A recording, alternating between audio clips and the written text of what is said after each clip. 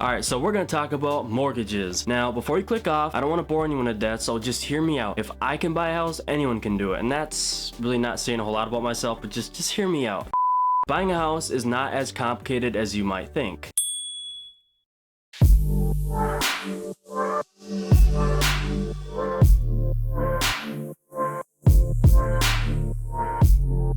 Welcome to the channel. I go by T-Wall, and in today's video I'm going to talk about how I bought a house at 22 years old. Now, there is a process, so before everybody runs to the bank and starts grabbing all their money to buy a house, I have one favor to ask, and that is if you could just please smash that like button for the YouTube algorithm, and it does help me a ton, especially for a new channel. I'm not going to talk a whole lot about VA loans or jumbo loans. I'm going to be talking about FHA loans and conventional loans, because those are the two loans that I was considering when I was buying my first house. A conventional loan is actually the type of loan that I personally have. We're going to quote our good friend Dave Ramsey on this. A conventional loan is a type of mortgage loan that is not insured or guaranteed by the government. Instead, the loan is backed by private lenders and its insurance is usually paid by the borrower. Borrower being myself or any other person that has taken out a loan. So a Federal Housing Administration loan, or better known as an FHA loan, is a mortgage that is insured by the Federal Housing Administration and issued by an FHA approved lender. FHA loans are designed for low to moderate income borrowers. They require a lower minimum down payment and lower credit scores than many conventional loans. So before I even considered buying a house, there were some questions that I had to ask myself. One being, do I have any debt? Whether that be student loans, car loans, credit cards, or personal loans. And in my case, the answer was no. However, if you do have debt, then you need to look at your debt to income ratio and you need to see what your income is and your outgo is. So basically, in other words, are you spending more money than you're making? Now, this example is pretty extreme, but let's just say you have $100,000 in student loans and you're working a $40,000 a year salary job. Buying a house is probably not the best idea, and I'm no professional. Now, if you were to ask me if I had $100,000 in student loan debt, which I do not, and I was only making 35 to 40, maybe even 50,000 a year, would it be a good idea to buy a house, or would it be a good idea to maybe rent for 2 or 3 years and just throw as much money as I possibly can at that debt? I personally would either get an apartment of my own, find a roommate, maybe stay with a family friend for a couple $100, rent a room in somebody's house. I would find a way to make it work, but in my household, I was taught that debt was just like a bad thing in general, and some people could argue that there is good debt and there is bad debt, a house being a good debt, but on the flip side of that, a house can also be a bad debt if you can't afford it, and that's where foreclosures come into play. Now, the second thing I asked myself was, am I going to be staying in this city or state for at least 3 to 5 years? For me, my answer was yes, I am going to be staying in this place for at least 3 to 5 years, so in my mind, it was important for me to buy a house, so I could at least build some equity in an investment, because when the time does come to move, I can then sell this house and then take the profits and then put on my second house as either a down payment, or who knows, maybe even buy a house in cash. It depends on what the real estate market is doing. But this is all my philosophy and things that I've just learned through experience and have really helped me. If I could help one person out there, then it's all worth it to me. Alright, in my case, I did decide to buy a house. So there was some things that I needed to do. First off, I had to find a lender to even get a mortgage from. So doing that, I did a lot of research. I just started Googling lenders in my area, started emailing and calling people up. Now, before you go to a realtor, it is very important to at least get a pre-approval letter so you know how much house you can afford, so you're not wasting your time or your realtor's time. Say, for example, looking at a $400,000 house when in reality you can only afford a $200,000 house. So I found a lender, and the required documents that they needed were a form of ID, 30 days of pay stubs from your current employer, last 2 years of W-2s, 2 months of bank statements, and then the last 2 years of federal tax returns. And they will pull your credit score as well. As soon as a lender pulls your credit score, it then activates for other lenders, so then they can see that you are in the market for a loan. So you will receive a lot of phone calls, emails, and possibly even text messages from a lot of lenders saying, we heard you're in the market for buying a house, give me a call back, we could talk pre-approval options, you know, our interest rate is this low, you call us back within the next 2 weeks, we can get you locked in this interest rate. I was overwhelmed with a lot of that. I was just getting tons of like flooded information from all these lenders, and so I told my lender this at the time, and he was like, yep, it's very, very common, it usually happens almost every time. He basically just told me, if they're not the lending company that I'm working with, if it's not the person I'm working with, if it's nobody on the team of the person I'm working with, then just ignore them, unless I do want to seek other options. Now you could shop around and get 2 or 3 other pre-approval letters if you wanted to. I, however, just went with 2 and then I picked the one. I just wanted to deal with the lender that I had originally contacted, but there was a lot of influx of information from other lenders that were basically just trying to get me to take out a loan with them. So once you get the pre-approval letter, that letter is then good for 90 days. You can then take that letter, give it to your realtor or give him a copy of it, and he will see, okay, you are pre-approved for, let's say, $200,000. So let's look at houses that are $200,000 and under. So my plan as a 22-year-old buying a house was to buy the house on my own income. Nobody else was on the mortgage, just me. So I wasn't buying too much house. My goal was to get my payment, less than 30% of my take-home pay. And I did end up doing just that. So for example, I'm going to use a round number. Let's just say I'm pre-approved for a $250,000 loan. Now I know that $250,000 is my max. However, I could possibly go to it. For me, I didn't want to do the $250,000 max. I wanted to stay in like $225,000 or $200,000. So $50,000 less than what I was pre-approved for, because then it just makes the payment even less and less and less and more affordable, and you can pay the house off faster, which then you can put more money on your principal rather than it going to interest. So I am on a 30-year fixed rate conventional loan. However, I do not have to pay the loan off in 30 years per se. I can pay the loan off earlier if I choose to do so. I can pay the loan off in 25 years. I can pay it off in 15 years. I can pay it off in 10 years. Usually there are no restrictions. You can pay your house off as long as you have the money to do so. So that is what I do. Each month I do put extra on my principal just so I can get my house paid off faster. So the minimum credit score requirement on a conventional loan is 620. For an FHA loan, the minimum is a 580. Sometimes they do not require a down payment. Around the area that I live in, it is very hard to buy a house with an FHA loan because there are more restrictions and different requirements that some sellers just might not be willing to deal with. However, with a conventional loan, sellers are much more willing and able to deal with. So I have nothing against an FHA loan. It's just not something that I would personally do. And also, one of the big cons with an FHA loan is you do have to pay private mortgage insurance for the life of the loan. You can do a refinance into a conventional and get that PMI dropped off if you do have over 20% equity in the home. Now, a conventional loan requires a 3% minimum down payment. However, you will still pay PMI, but once you reach 20% equity in the home, that PMI will drop off. Now, it doesn't always just drop off at 20%, and let's just say the estimated time for me to pay off that $6,000 or $7,000 would be probably 3 or 4 years. Now, if I were to pay that off in 2 years and get that 20%, the PMI would not drop off. However, I could then contact my lender and say, hey, I think I've reached 20% equity in my home earlier than the anticipated date for the PMI to drop off. And then he could say, great, let's look into it. And then he would run some numbers. And if I was over 20%, then that PMI would then drop off coming off a mortgage payment. And that is the beauty of a conventional loan. Now, the other thing that I did was I completely stayed away from adjustable rates. I always went with the fixed rate. If the rate was 3% or the rate was 2.8%, that was my rate. I locked in at 2.8% for the life of the loan. I did not get an adjustable rate at 3.5 and then down to a 2.8 and then back up to a 3.9 and then back down to a 3.4. And that's what an adjustable rate mortgage will do, is whatever the current rate is for the market, it will fluctuate and your payment will be more or less some months or years.